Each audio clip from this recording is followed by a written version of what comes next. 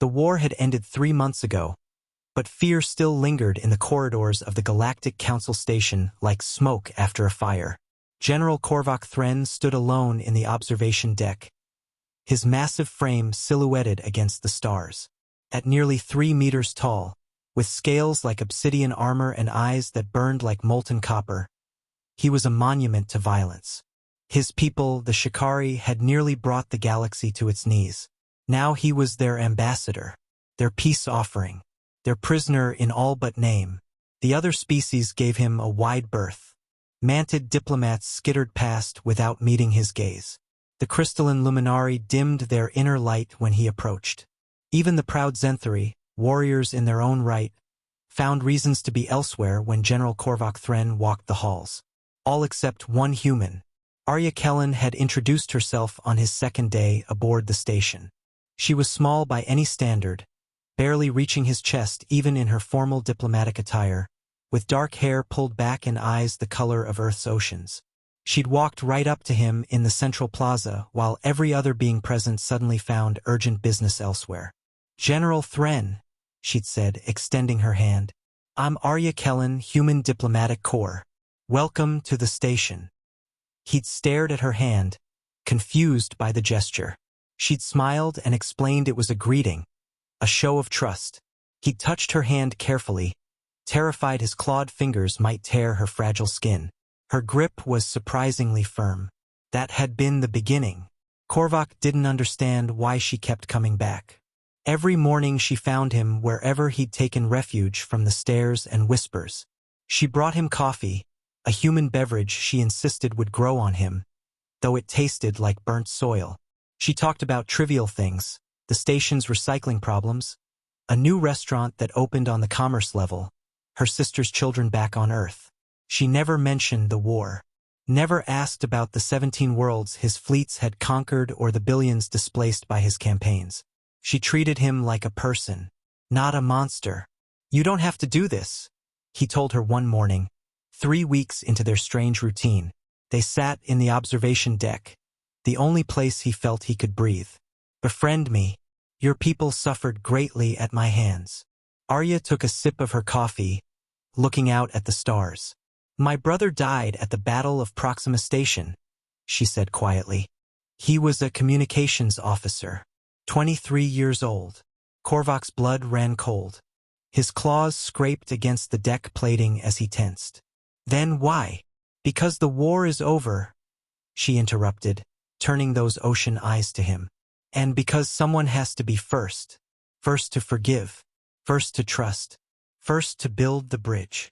She smiled sadly. "Might as well be me." The words struck him harder than any weapon. In Shikari culture, strength was everything. Mercy was weakness. Friendship was a liability.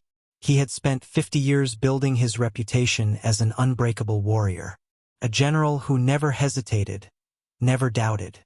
But this tiny human made him feel something he had forgotten existed. Shame.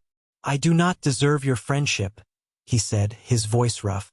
"Probably not," Arya agreed with surprising honesty. "But I'm not offering it because you deserve it.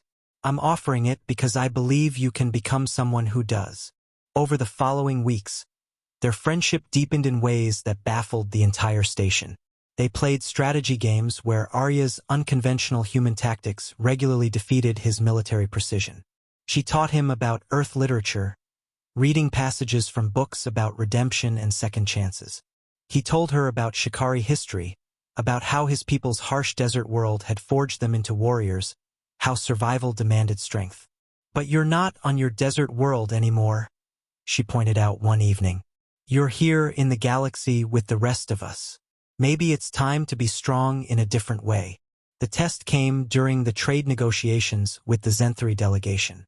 Old wounds hadn't healed, and the Zenthari ambassador publicly challenged Corvok's presence at the table, calling him a butcher who deserved execution, not diplomacy. Corvok felt the old rage building, the warrior's instinct to answer insult with violence. His hand moved to where his ceremonial blade would have hung before the peace treaty. The room fell silent, waiting for bloodshed. Then he felt a small hand on his arm. Arya stood beside him, barely reaching his elbow. her touch light but grounding. She didn't say anything. She didn't need to. That simple gesture reminded him of every conversation they'd shared, every coffee they'd drunk, every game they'd played. She believed he could be better. Corvok took a deep breath and lowered his hand. "You are right to hate me," he said to the Zenthari ambassador, his voice steady. "I have earned that hatred. But Ambassador Kellen has taught me that what we earn through violence, we can unlearn through peace. I am trying to become worthy of this second chance. I ask only that you allow me to try." The room remained silent for a long moment. Then the Zenthari ambassador, face unreadable, gave a slight nod and sat down. That night Arya found Corvok in the observation deck again. She carried 2 cups of coffee. "That was brave," she said, handing him one. "That was terrifying," he corrected, accepting the cup. "In battle I always knew what to do. This piece is far more difficult." "Good," Arya said with a smile. "If it were easy, everyone would do it." Corvok looked at the human beside him, this impossibly small being who dared to see past his scales and claws to find something worth saving. In Shikari there was no word for what she'd given him. The closest translation was honor debt. But that wasn't quite right. It was something deeper, something human. "Thank you," he said finally, "for being the first." Arya raised her coffee cup in a salute. "Someone had to be. Might as well be me."